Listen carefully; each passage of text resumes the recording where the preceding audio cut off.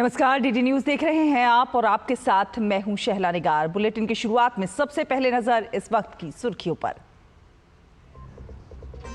नवाचार और स्टार्टअप में निवेश से संबंधित युग्म सम्मेलन को प्रधानमंत्री नरेंद्र मोदी ने किया संबोधित।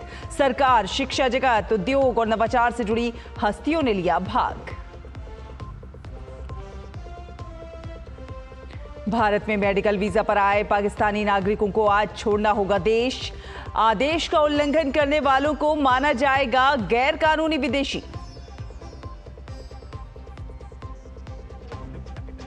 पूरी दुनिया के सामने भारत ने पाकिस्तान को लताड़ा। संयुक्त राष्ट्र की बैठक में कहा, आतंकवाद को बढ़ावा देता है पाकिस्तान, चुप्पी तोड़े वैश्विक समुदाय।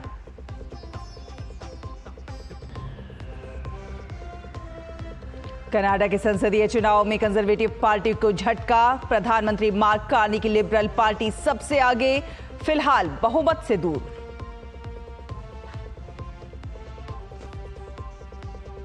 और 14 साल के वैभव सूर्यवंशी ने आईपीएल में रचा इतिहास। सिर्फ 35 गेंदों में पूरी की पहली सेंचुरी। आईपीएल में सबसे तेज शतक लगाने वाले भारतीय बल्लेबाज बने वैभव। तो आपको बता दें कि नवाचार और स्टार्टअप में निवेश को लेकर नई दिल्ली भारत मंडपम में आयोजित युग्म सम्मेलन में प्रधानमंत्री नरेंद्र मोदी ने शिरकत की और इसका आयोजन केंद्रीय शिक्षा मंत्रालय और वाधवानी फाउंडेशन ने संयुक्त रूप से किया। इस अवसर पर वाधवानी फाउंडेशन और आईआईटी कानपुर के बीच आर्टिफिशियल इंटेलिजेंस को लेकर एक सुपर हब बनाने को तैयार करने, आईआईटी बॉम्बे के साथ बायोटेक को लेकर और एनआरएफ के साथ क्वांटम तकनीक हेल्थ टेक पर समझौता ज्ञापन हुए। ये ज्ञापन 1400 करोड़ रुपए की लागत से पूरे होंगे, जिससे युवाओं को लाभ होगा। केंद्रीय मंत्री जितेंद्र सिंह ने युग्म सम्मेलन में नवाचार और स्टार्टअप निवेश पर चर्चा की। उन्होंने प्रधानमंत्री नरेंद्र मोदी का आभार व्यक्त करते हुए कहा कि उनके नेतृत्व में भारत के प्रौद्योगिकी, विज्ञान और अन्य क्षेत्रों में निरंतर प्रगति हो रही है। जितेंद्र सिंह ने स्टार्टअप्स के लिए अनुकूल पारिस्थितिकी तंत्र और निवेश अवसरों पर जोर दिया, जो भारत को वैश्विक नवाचार केंद्र के रूप में स्थापित कर रहे हैं। प्रधानमंत्री श्री नरेंद्र मोदी जी ने सरकार में विज्ञान, प्रौद्योगिकीकरण, नवाचार को सर्वोच्च प्राथमिकता दी और ये एहसास करवाया कि यदि भारत को आगे बढ़ना है तो उसका रास्ता विज्ञान और नवाचार से होकर के गुजरता है। युग्म सम्मेलन में वाधवानी फाउंडेशन के फाउंडर और chairman doctor Romesh Wadhwani virtually शामिल हुए। सम्मेलन को संबोधित करते हुए उन्होंने कहा कि इस सम्मेलन से केंद्र सरकार, शैक्षणिक क्षेत्र और उद्योग जगत की भागीदारी से देश के इनोवेशन इकोसिस्टम को मजबूती मिलेगी। रोमेश वाधवानी ने बताया कि देश में नवाचार को बढ़ावा देने के लिए प्रधानमंत्री की उपस्थिति में कई समझौते हुए हैं। The mission of today's Yugam event is to accelerate this collaboration between academia, industry and government so that India can in fact become a global leader in innovation. Most recently, we launched the Vadhvani Innovation Network with partnerships with a number of leading research institutes, and the agreements that we have just signed today, right here in the presence of the Prime Minister, with leading institutes like IIT Kanpur, IIT Delhi, will now take Vadhvani Innovation Network to the next level. We are also beginning to integrate these initiatives to help create the National Jobs Platform for India. Medical visa पर आए पाकिस्तानी नागरिकों को मिली छूट आज खत्म हो रही है। पहलगाम हमले के बाद पाकिस्तानी नागरिकों को देश छोड़ने का आज आखिरी दिन है। आज के बाद से देश के किसी भी कोने में अगर कोई भी पाकिस्तानी नागरिक अवैध तरीके से रहता पाया गया तो उस पर सख्त कार्रवाई होगी। पाकिस्तान के वो नागरिक जो भारत अपने इलाज के लिए मेडिकल वीजा पर आए हैं और यहाँ पर रह रहे हैं, उन्हें आज हर हाल में भारत की सीमा छोड़ देनी होगी। जी हाँ, मानवीय आधार पर 2 दिन की जो अतिरिक्त छूट उन्हें मिली है, इसका आज आखिरी दिन है। मेडिकल वीजा पर आए पाकिस्तानी नागरिकों को मिली छूट आज खत्म हो रही है। दरअसल पहलगाम आतंकी हमले के बाद भारत सरकार ने तकरीबन सभी तरह के वीजा को रद्द कर दिया है। अगर मेडिकल वीजा पर आए पाकिस्तानी आज भारत से बाहर नहीं जाते हैं तो उन्हें गैर कानूनी विदेशी माना जाएगा और उन पर जरूरी कानूनी कार्रवाई की जाएगी। भारत ने संयुक्त राष्ट्र में पाकिस्तान को एक बार फिर से लताड़ लगाई है। संयुक्त राष्ट्र में भारत के उप स्थायी प्रतिनिधि योजना पटेल ने कहा है कि पाकिस्तान वैश्विक आतंकवाद को बढ़ावा देता है और अंतर्राष्ट्रीय मंचों का दुरुपयोग करता है। भारत ने कहा कि पाकिस्तान के रक्षा मंत्री ने आतंकवादियों को प्रशिक्षण देने और उन्हें धन मुहैया कराने की बात स्वीकार की है।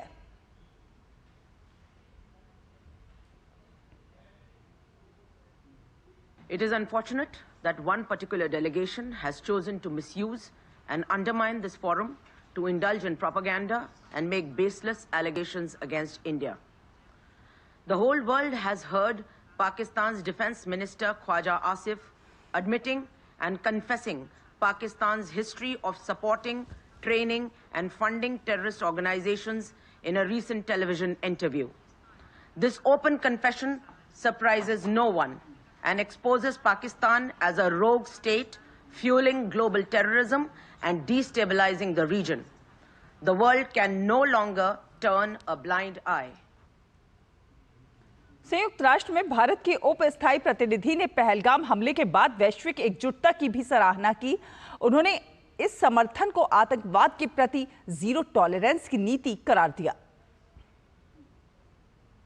India deeply appreciates and values the strong, unequivocal support and solidarity extended by leaders and governments across the world in wake of the recent terrorist attack at Pahalgam, Union Territory of Jammu and Kashmir.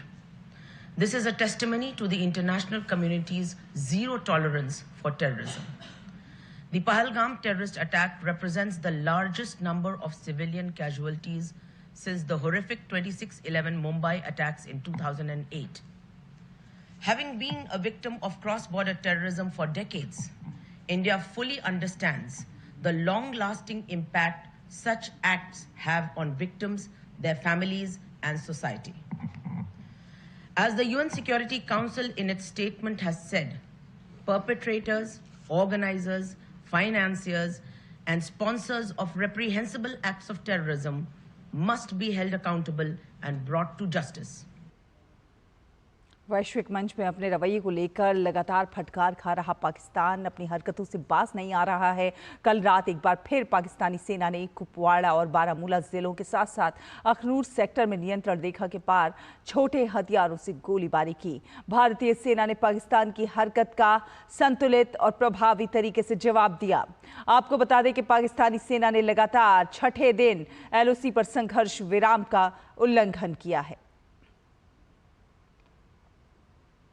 और पहलगाम आतंकी हमले का एक और video सामने आया है और इस वीडियो में पहलगाम हमले का सच दिखाई दे रहा है कि कैसे आतंकियों ने बैसरन घाटी में मौत का तांडव मचाया। वीडियो में जहां एक तरफ गोलियों की आवाजें और चीख पुकार मंजर को डरावना बना रही हैं, तो वहीं दूसरी तरफ एक पर्यटक ऋषि भट्ट जिपलाइन पर वादियों का लुत्फ उठाते दिख रहे हैं। ऋषि जब अपने मोबाइल से ऊंचाई पर यह वीडियो बना रहे थे, ठीक उसी वक्त नीचे बाकी पर्यटक अपनी जान बचाने के लिए भाग रहे थे। इस वीडियो में गोली लगने के बाद सैलानी जमीन पर गिरते हुए नजर आ रहे हैं। वीडियो सामने आते ही सोशल मीडिया पर वायरल हो गया है।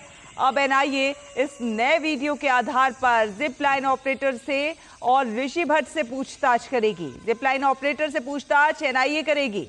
साथ ही साथ पर्यटक ऋषि का भी बयान दर्ज किया जाएगा।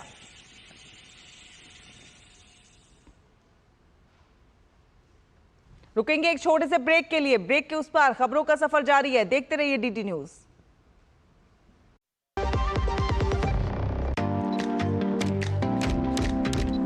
ओह लवली, वेल डन। अब होगा बड़ा स्टूडियो, नया कैमरा, नई लाइट्स, लगे हाथ नई कार भी ले लो उसी लोन से। नो, लोन लिए गए काम में ही लगाओ, समय से EMI चुकाओ, क्रेडिट स्कोर बढ़ाओ और अगला लोन आसानी से पाओ। कार नहीं तो मेरी फोटो तो ले लो। आप कौन? RBI कहता है, वित्तीय समझदारी समृद्ध नारी। मेरी पसंद, मेरी पसंद, मेरी पसंद, मेरी पसंद, हमारी पसंद, हम सबकी पसंद। मजबूत देश का मजबूत सरिया हो गया स्टील। ब्रेक के बाद स्वागत है, आप देख रहे हैं DT न्यूज। आपको बता दें कि उत्तर प्रदेश के मुख्यमंत्री योगी आदित्यनाथ के निर्देश पर नेपाल सीमा से सटे जिलों में अवैध कब्जों पर लगातार कार्रवाई जारी है। प्रशासन ने श्रावस्ती में 127 जगह से अतिक्रमण हटाया, जिसमें 32 अवैध मदरसों को सील किया गया। तो वहीं बलरामपुर में 21 अवैध मदरसों को चिन्हित किया गया, जिसमें 12 को बंद करा दिया गया। प्रशासन ने सिद्धार्थनगर, लखीमपुर खीरी और महाराजगंज में भी कार्रवाई की है। सिद्धार्थनगर में 12 अवैध कब्जेदारों को नोटिस दिया गया है। योगी सरकार ने स्पष्ट किया है कि नेपाल सीमा के 15 किलोमीटर के दायरे में किसी भी प्रकार के अवैध कब्जे, धार्मिक या फिर शैक्षणिक संस्थान के अवैध संचालन को बर्दाश्त नहीं किया जाएगा। प्रशासन को निर्देश दिए गए हैं कि चिन्हित अतिक्रमणों को शीघ्रता से हटाया जाए और नियमित मॉनिटरिंग की जाए। और मैनपुरी में उत्तर प्रदेश पुलिस को एक बड़ी कामयाबी हासिल हुई है। मैनपुरी पुलिस और STF आगरा यूनिट ने संयुक्त ऑपरेशन में 1 लाख के इनामी अपराधी को ढेर कर दिया है। पुलिस के अनुसार अपराधी जितेंद्र उर्फ जीतू लंबे समय से फरार चल रहा था। उसके खिलाफ हत्या, लूट और डकैती के 13 मामले दर्ज थे। आरोपी के कब्जे से 32 बोर की अवैध पिस्टल, कई कारतूस और एक मोटरसाइकिल बरामद की गई है। और जम्मू कश्मीर में हुए आतंकी हमले के बाद देश की सुरक्षा एजेंसियां सतर्कता बरत रही हैं। गुजरात के अहमदाबाद में अवैध घुसपैठियों के खिलाफ बड़ी कार्रवाई चल रही है। राज्य में फिर एक बार पुलिस ने अहमदाबाद के चंदोला तालाब के पास सर्च ऑपरेशन अभियान चलाया और 800 से ज्यादा लोगों को हिरासत में लिया। अहमदाबाद के चंदोला तालाब के पास सबसे ज्यादा बांग्लादेशी घुसपैठिए रहते हैं।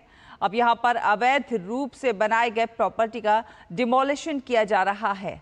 गुजरात पुलिस के साथ साथ crime branch, cyber crime, SRP और SOG की टीमें भी यहां पर तैनात की गई हैं। कुल 2000 से ज्यादा जवानों को तैनात किया गया है। चंदोला तालाब के पास करीब 40 से 50 बुलडोजर और 40 से ज्यादा डंपर तैनात किए गए हैं।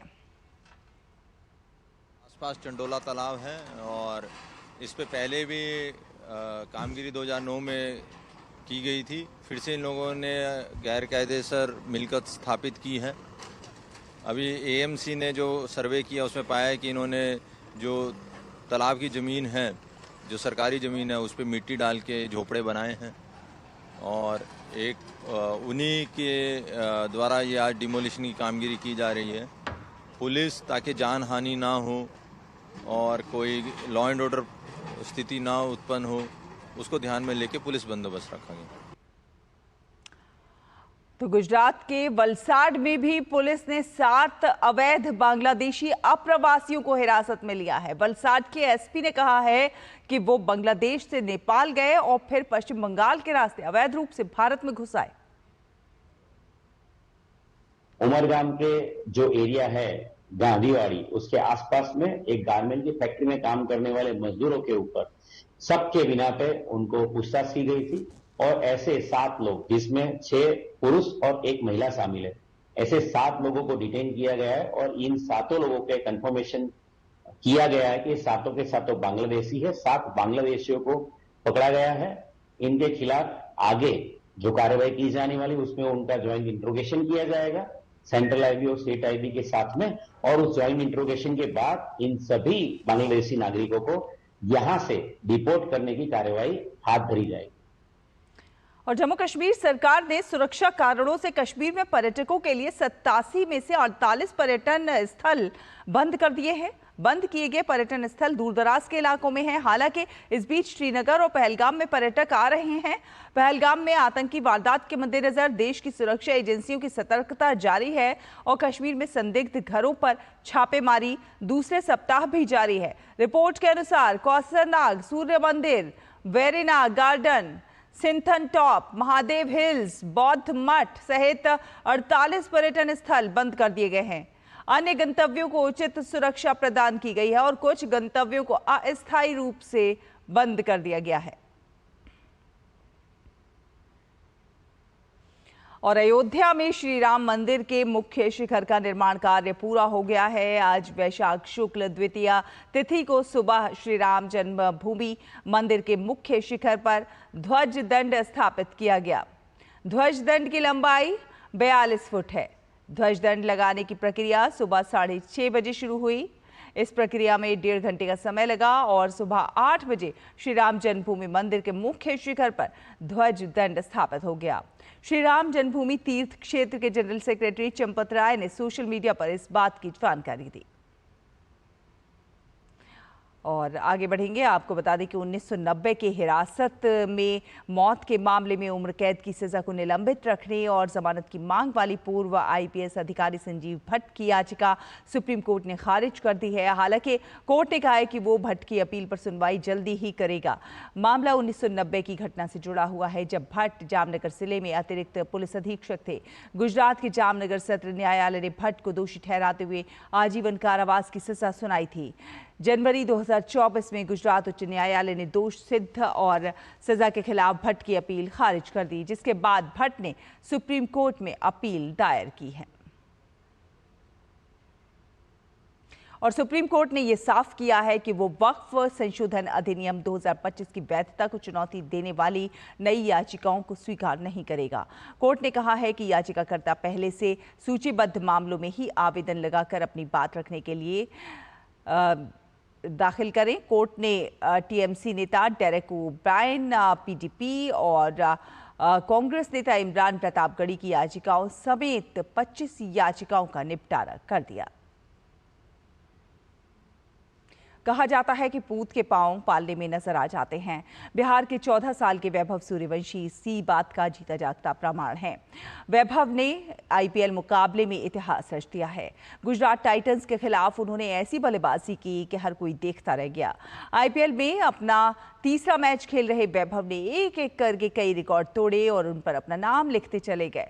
वैभव सूर्यवंशी के पहले IPL शतक के बाद उनके कोच मनीष ओझा का कहना है कि उनके लिए बहुत गर्व का पल है। वैभव ने वो कारनामा करके दिखाया है जो सभी खिलाड़ियों का सपना होता है। उन्होंने उम्मीद जताई कि अगले 2-3 साल में वैभव भारतीय टीम के लिए T20 खेलेंगे। इतने छोटे बच्चे ने वो करके दिखाया है जो एक क्या सभी प्लेयर्स का ये ड्रीम होता है। तो वैभव ने कल जो बैटिंग जिस शैली से की है, मुझे फील होता है कि आने वाले 1-2 साल में वो टीम इंडिया T20 का पार्ट रहेगा। तो उसने उस टारगेट की तरफ अपना पहला कदम रख दिया और अकॉर्डिंग टू सिचुएशनल डिमांड वो खेल रहा था। वो काबिले तारीफ था और एज ए कोच मेरे लिए तो ये बहुत ही गर्व की बात है। बचपन इसी के साथ इस बुलेटिन में फिलहाल इतना ही। DD न्यूज पर खबरों का सफर लगातार जारी है। आप देखते रहिए DD न्यूज। नमस्कार।